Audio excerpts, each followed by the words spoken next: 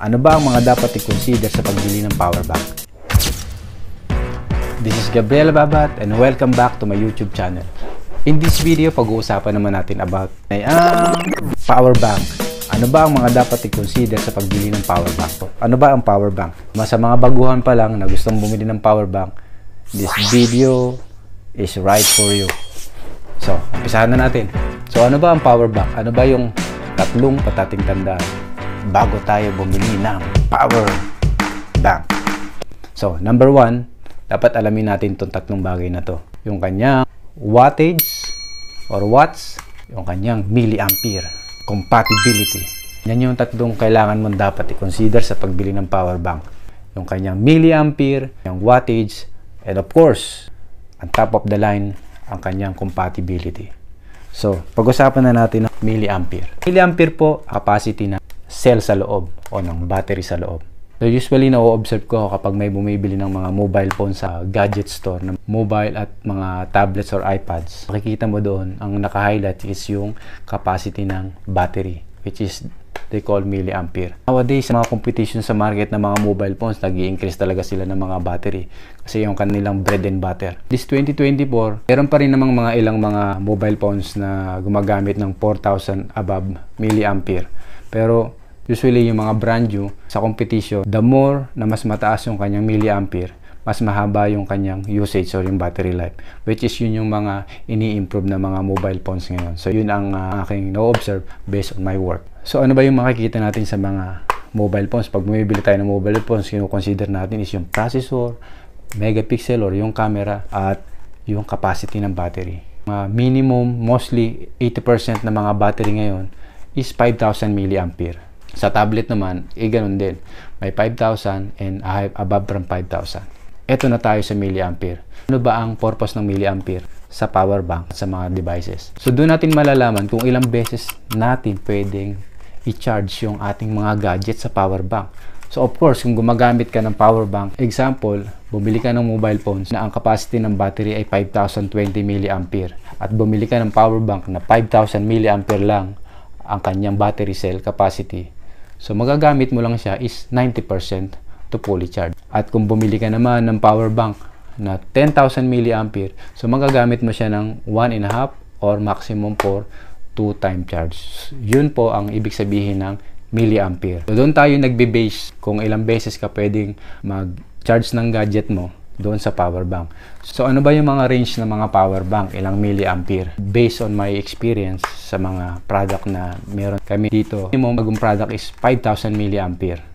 So meron silang 5,000, meron silang 10,000 milliampere, may 12,000, may 15,000, 20,000, 24,000, 26,000 milliampere, 28,000 milliampere, 30,000 milliampere, 100 milliampere, 120, etc. and so on and so forth. Mas marami siyang cell sa loob, palaki ng palaki yung power bank.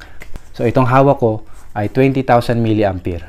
So yan, ito yung size niya, 20,000 milliampere. But nowadays, sa competition ng mga power bank, more compact, malaki yung milliampere, yun yung kanilang mas pinipili. Kasi usually, especially yung mga babae, gusto nila is pocket size lang, pwedeng mailagay lang siya sa bag. So merong mga nabibiling mga lipstick size lang. Pero usually, pag mga lipstick size is, you can use only for one time. Ito, mapapansin nyo yan, almost 1/4 nito, but ang capacity niya is 10,000 milliampere. Or, meron ganitong halos half nito, pero 20,000 milliampere, pwede mong i-charge yung phone mo ng 4 times. Again, ang milliampere ay yun yung capacity ng cell sa loob at ilang beses mong pwedeng i-charge ang iyong mobile phones. And next, dapat mong i-consider ay ang wattage. Ayan. Ano ba yung wattage? Yung wattage naman niya or watts, meron silang mga 5 watts, 10 watts, 15 watts, 20 watts, 30 watts, and above.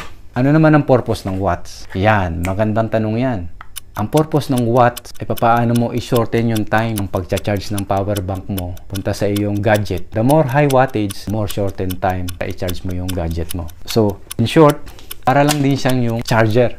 So, kapag bibili ka ng mga charger mo, ng mga adapter mo, so may makikita ka dyan kung ilang watts yung capacity niya. Usually, yung mga standard na charger ng mga Apple product is 20 watts. Kung mayroon akong charger na 20 watts, ilang oras ko pwedeng i-charge yung mobile phones ko. For the iPhones, usually, roughly, nagcha-charge siya ng more or less 2 hours. So, naglalaro lang siya ng mga 2 hours or 2.5 hours on charging iPhones. So, yun yung purpose ng wattage. The more watts, the more speed of charging your device. So, mapapaiksi yung charging ng iyong devices. So, kung bibili ka ng power bank, of course, doon nagbabari ang price ng power bank. Kung mas mataas na wattage, mas mabilis mag-charge yung device mo, nag-increase din syempre yung presyo niya. Yung mga brand new power bank ngayon ay minimum 20 watts. So, meaning kung 20 watts yung power bank mo, mostly is under siya ng C port. Latest gadget ngayon, Type-C port. So, ayan. Type-C port. Maliit na siya na yan. Type-C port. Gaya ng aking FreeBuds Pro. Ayan, Type-C port. Ang pangatlong bagay na dapat mo consider sa power bank, kanyang mga port. Ilang device ba ang pwede kong i-charge sa aking power bank? 3 ports ba siya? 4 port? Dalawang Type-C? Dalawang USB? Or single USB? Or single Type-C? Yan, mamimili ka sa power bank kung ilang devices ang pwede mong i-charge. Pero ang pinaka top of the line, kaya pinag-uusapan natin ng power bank. Kasi may mga experience ako na may bumibili ng mga power bank, sinusuli, hindi daw gumagana, karban. Kasi bibili sila ng mga power bank, silang idea ko, pipick up lang sa store, bibilin din ipaplug nila sa Type-C, kanilang device, pero hindi nagcha-charge. Alam mo kung bakit? Huwag mo na i-skip. Bakit hindi nagcha-charge yung kanilang mobiles or gadget dito sa Type-C? Kasi kung bibili ka ng power bank, make sure mismong doon sa label ng box or itatanong mo doon sa sales representative, support ba yan ng input and output. Kailangan yung Type-C is supported siya ng input and output. Ano yung supported niya or yung compatibility? Yan. Importante yung compatibility. Kasi baka mag-plug ka na lang basta ng Type-C. Then i-charge mo yung iPad mo or gadget mo. Hindi nagcha-charge. Kasi hindi siya supported or hindi compatibility. Ang purpose lang ng Type-C na to ay para i-charge mo yung power bank mo ng mas mabilis. Ang purpose niya is only input. Hindi siya output support. Pwede ko lang i-charge yung aking gadget dito sa dalawang USB pero hindi dito sa Type-C. Ang Type-C na to, ang purpose niya is to charge lang yung aking power bank. Mas mapapabilis ang charging ng aking power bank. Basically, pag 20 watts, ay supported niya na ang input at output. Meaning, pwede ako mag-charge ng phone, pwede kong i-charge yung power bank ko. Pero, huwag mong kalimutan, kung 20 watts lang yung binili mong power bank, hindi ka pwede mag-charge ng laptop. Hindi ka pwede mag-charge ng mas mataas pa dun. Example, meron kang MacBook or laptop. Ang minimum ng mga MacBook para ma-charge mo siya sa power bank ay 65 watts. Ganon din naman sa adapter. Kung bibili ka ng adapter, make sure same wattage yung bibilihin mo. 65 watts or 75 watts depende doon sa previous charger mo. So, kung bibili ka ng power bank, ang dapat mo i-consider ay ilang wattage pa yung binibili mo. Kaya nga pag merong lumalapit sa amin ng mga kliyente. So, ang tinatanong namin sa customer is, saan mo ba gagamitin? Ba yung mga i-charge mo? So, kapag sinabi nilang mobiles lang, then, the next question is, ilang beses mo ba gusto i-charge yung gadget mo? Papakita namin siya yung physical size niya, kung gusto niya compact, okay lang sa kanya yung ganitong laki. The last question is, halimbawa naman, ang sinabi niya, igagamitin ko siya sa laptop. Consider namin i-offer sa kanya yung 65 watts na power bank above. Tandaan, bili ka ng power bank, dapat mo i-consider yung milliampere, wattage, at compatibility. Kung nagustuhan nyo po ang video na to, don't forget to like and subscribe para matulungan nyo po ako na mapalago ang aking bagong YouTube channel as aspirant. Ma-recognize ako ng YouTube sa kanyang algorithm at ma-refer niya pa ako sa iba pang mga hanap ng topic about power bank. Sana nagustuhan nyo yung video na to. I hope di ka magsawang panoorin ang video na to. I hope na makita pa ulit kita dito sa aking channel. And see you on my next vlog. Abangan kita.